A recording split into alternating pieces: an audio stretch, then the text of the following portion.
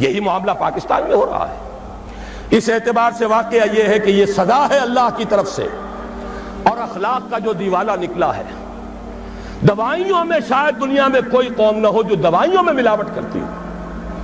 کوئی غریب عورت ہو سکتا ہے گھر کے برتن بیچ کر آئی ہو اور اپنے بچے کے لیے یا اپنے شوہر کے لیے دوا لے کر جا رہی ہو، اور 15 روپے کا ایک کیپسول اس نے خریدا ہو، لیکن اس کیپسول میں چاک بھرا ہوا اور کچھ نہیں۔ یہ کام سلطنت خدا داد پاکستان میں ہو رہا ہے۔ میں صرف اس ایک مثال پر اکتفا کر رہا ہوں، زیادہ وقت نہیں ہے۔ اخلاق کا دیوالہ نکل چکا ہے۔ وہ قوم جو ایک قوم تھی ہندو کے مقابلے میں اب قومیتوں میں تقسیم ہو چکی، دونوں نفاق و تمام و کمال نظر آ رہے ہیں، نفاق باہمی، نفاق عملی، نفاق اخلاقی۔ اب اس کے لیے ضروری ہے پاکستان کے دفاع کے لیے یہ بھی ضروری ہے کہ فوجوں کو مستحکم رکھیے۔ اعدوا لهم ما استطعتم، ہر ممکن دفاعی اسلحہ فراہم کیا جائے، حرب و ضرب کی پوری قوت بلکہ بڑھایا جائے۔ اور سلسلے میں ڈنکے کی چوٹ کہہ رہا ہوں، بے نظیر نے کہا ہے اللہ کرے کہ جھوٹ ہو، لیکن یہ کہ اگر واقعہ یہ ہے کہ ہماری حکومت نے کوئی خفیہ معاہدہ امریکہ سے کر لیا ہے کہ خفیہ طور پر وہ اپنے ایٹمک پلانٹس کا معائنہ کرا دے گی، تو یہ اس ملک سے غداری ہوگی۔ ہمیں اپنے تحفظ کے لیے ہر ممکن صورت، یہ اللہ کا حکم ہے، اعدوا لهم ما استطعتم من رباط الخیل، جو بھی سامان ہے وہ بھی فراہم کرو، اور گھوڑے بھی تیار رکھو، ترہبون بہ عدوکم وعدو اللہ، تاکہ تم ڈرا سکو، ہیبت طاری کر سکو اپنے دشمنوں پر بھی، اللہ کے دشمنوں پر بھی۔ یہ سارے کام ہمیں کرنے ہیں۔ اس کے ساتھ ہی دوستوں سے معاہدے کیجئے۔ چین کے ساتھ معاہدہ سب سے اہم ہے، اس لیے کہ ایک ہی ایٹمی طاقت ہے جو اس وقت امریکہ اور یہودیوں کے تسلط سے باہر ہے۔ باقی بھارت کے ساتھ جو پینگیں بڑھ رہی ہیں، بھارت نے جس طرح ان کا سارا معاشی نظام جو کا تو قبول کر لیا ہے، جس طرح اس نے ملٹی نیشنل جو کارپوریشنز ہیں ان کے لیے اپنی مارکیٹ کھول دی ہے، اب وہ تو ان کے لیے کوئی اجنبی ملک نہیں رہا، اس کی وہ غیر جانبداری ختم ہوئی۔ میرے اسلام کو اب قصہ ماضی سمجھو، لہذا اس کا نتیجہ وہی ہے، ہنس کے وہ بولی کہ پھر مجھ کو بھی راضی سمجھو۔ تو امریکہ اب ہندوستان سے، بھارت سے تو راضی ہے۔ اب تو ایک ہی ہے جو کھٹک رہا ہے، ایٹمی طاقت جو مبینہ طور پر اور جو کہ مسلمہ طور پر ایٹمی طاقت ہے، جو ابھی باہر ہے۔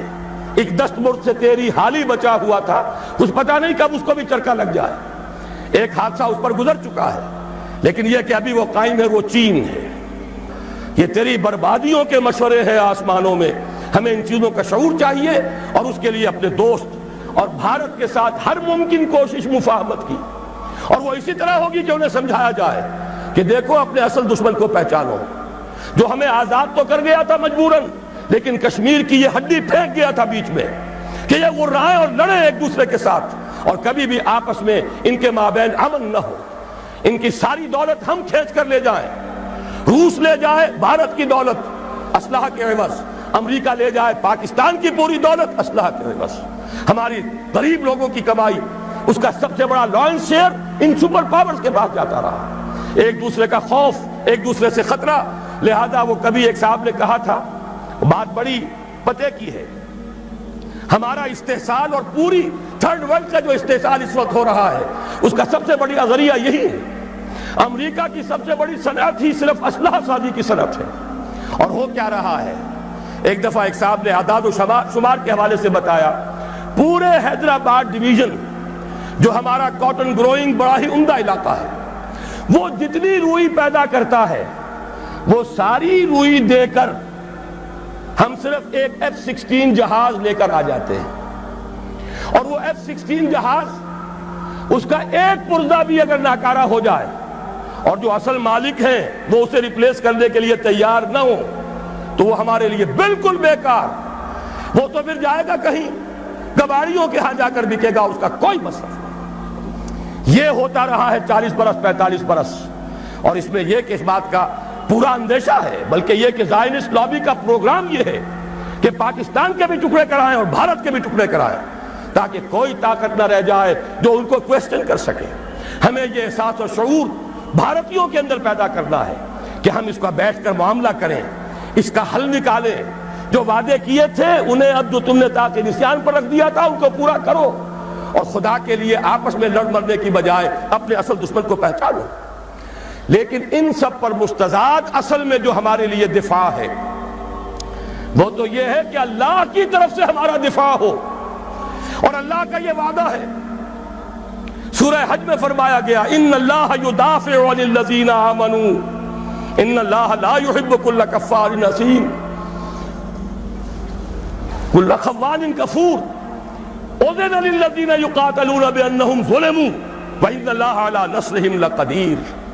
اللہ مدافعت کرے گا اہل ایمان کی طرف سے، اللہ تعالیٰ جو ہے خود مدافع ہوگا۔ اللہ تعالیٰ کو کفر پسند نہیں ہے، خائن پسند نہیں ہے، ناشکر اور کافر پسند نہیں ہے۔ یہ تو مسلمان میدان میں نہ ہو تو بات دوسری ہے، پھر وہ کافروں میں دیکھے گا کس کے اندر زیادہ صلاحیت ہے، اس کو زمین کا قبضہ دے دے گا۔ لیکن مسلمان ہوں، ثابت کر دیں کہ ایمان اور عمل صالح کا حق ادا کرنے والے مسلمان ہیں، تو کیسے ممکن ہے اللہ کو ان سے کوئی محبت نہیں؟ پھر تو اللہ تعالیٰ دفاع کرے گا اپنے ان بندوں کی طرف سے، اور اللہ تعالیٰ ان کی نصرت پر قدیر ہے، اس کی قدرت رکھنے والا ہے۔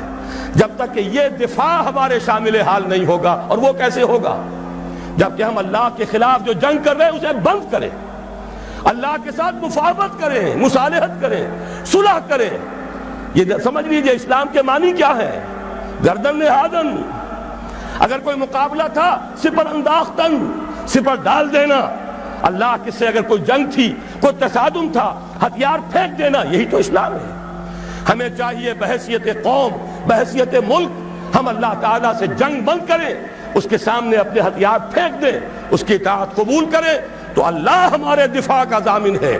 ان اللہ یدافع عن الذین آمنوا ان اللہ لا يحب كل خوان کفور۔